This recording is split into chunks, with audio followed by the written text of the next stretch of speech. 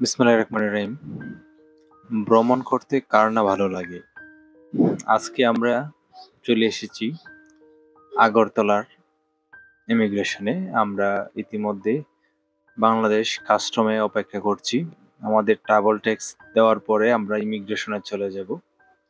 আমাদের travel tax বর্তমানে বাংলাদেশ থেকে ইন্ডিয়া প্রবেশ করার জন্য 1000 টাকা। আমরা খুব সকাল সকাল এখানে এসে 1000 টাকা সোনালী ব্যাংকের বুথে জমা দিয়ে আমরা ট্রাভেল ট্যাক্স নিয়ে আমরা কাস্টমের অফিসারদের সাথে যোগাযোগ করলাম এবং আমাদের কাস্টম প্রক্রিয়া সম্পন্ন করলাম। কাস্টম প্রক্রিয়া সম্পন্ন করার পর আমরা ইন্ডিয়ার উদ্দেশ্যে রওনা দিলাম। আমরা এখন যাচ্ছি ইমিগ্রেশন অফিসে।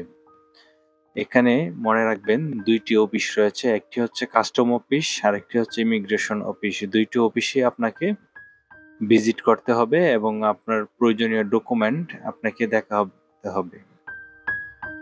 আশেপাশে খুবই সুন্দর এবং মনোরম পরিবেশ, দেখতে অনেক ভালো লাগে, যে কেউ দেখলেই অনেক ভালো লাগবে। আমরা এখন যাচ্ছি ইমিগ্রেশন চেকপোস্টে। আমরা ইমিগ্রেশন চেকপোস্টের গেট দেখতে পারতেছি, আখাউড়া আন্তর্জাতিক ইমিগ্রেশন চেকপোস্ট। সামনের যে বিল্ডিংটা রয়েছে এখানেই হচ্ছে ইমিগ্রেশন চেকপোস্ট। এখানে অনেকেই রয়েছে যারা ইন্ডিয়ার নাগরিক, তাদের একটি ফর্ম পূরণ করতে হয়। বাংলাদেশিদের জন্য প্রয়োজন হয় না বর্তমানে, তবে এর আগে প্রয়োজন হতো। বর্তমানে শুধুমাত্র ইন্ডিয়া যারা বাংলাদেশে এসেছিল তাদের প্রয়োজন হয়।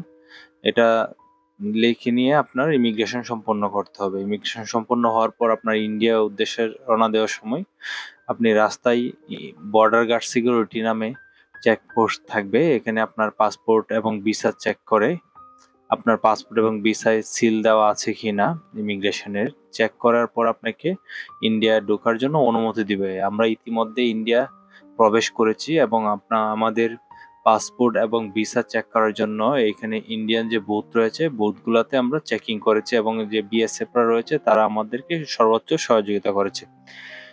আমরা যাচ্ছি সামনের দিক দিয়ে। বেশ কিছু এখানে গেট রয়েছে, বিভিন্ন অফিস রয়েছে, তবে আমরা উল্টা আরেকটি গেটে ঢুকে পড়েছিলাম। এখানে হচ্ছে 3 নাম্বার গেট দিয়ে ঢুকতে হবে। এটা হচ্ছে ইন্ডিয়ান ইমিগ্রেশন অফিস। এখানে আপনার দেখতে অনেক ভালো লাগে এবং আপনাকে অবশ্যই ইন্ডিয়া ঢোকার জন্য ফরেন যে ফর্ম রয়েছে এই ফর্মটা পূরণ করতে হবে। এটা হচ্ছে ইমিগ্রেশন অফিসের ভিতরের ভিউ, অনেক সুন্দর এবং খুব সজ্জিত। আমাদের ব্যাগ লাগেজ সব স্ক্যান করার পর আমরা ইমিগ্রেশন শেষ করে বাইরে চলে আসলাম। যেহেতু ইমিগ্রেশন অফিসে ভিডিও করা যায় না, তাই আমরা এগুলা দেখালাম না আপনাদেরকে। বাইরের পরিবেশটা খুবই সুন্দর এবং মনোরম, যে করে দেখতে অনেক ভালো লাগবে। এখানে আপনার ইমিগ্রেশন শেষ হওয়ার পর আপনি যে কোনো একটা গন্তব্যে যাওয়ার জন্য বাইরে যাবেন। বাইরে যাওয়ার সময় আপনি অটো রিকশা এবং বেশ কিছু যান দেখতে পাবেন। এর মধ্যে উল্লেখযোগ্য হচ্ছে এই অটো এবং হচ্ছে সিএনজি।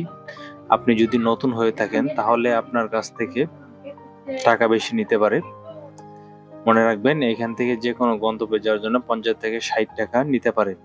আর একটা কথা এখানে বলে রাখি, ইমিগ্রেশন শেষ হওয়ার পর যখন আপনি ইন্ডিয়া গেট পার হয়ে বাইরে আসবেন তখন অনেক দোকান দেখতে পাবেন যেখানে আপনি টাকা ভাঙাতে পারবেন, যেখানে ভালো রেট দেয়। ধরেন 100 টাকা 74 টাকার মতো পাবেন।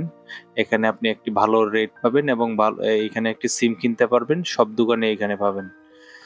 এর জন্য আপনাকে বাইরে ঘোরাফেরা করতে হবে না। আপনার ইন্ডিয়া ইমিগ্রেশন শেষ হওয়ার পরেই বারবার এই সামনেই এই দোকানগুলো পাবেন। 2-3টা দোকান রয়েছে, এখান থেকে আপনি টাকা ভাঙিয়ে নিতে পারবেন বা যাওয়ার সময় আপনি এখান থেকে টাকা ভাঙিয়ে বাংলাদেশে ফেরত আসতে পারবেন।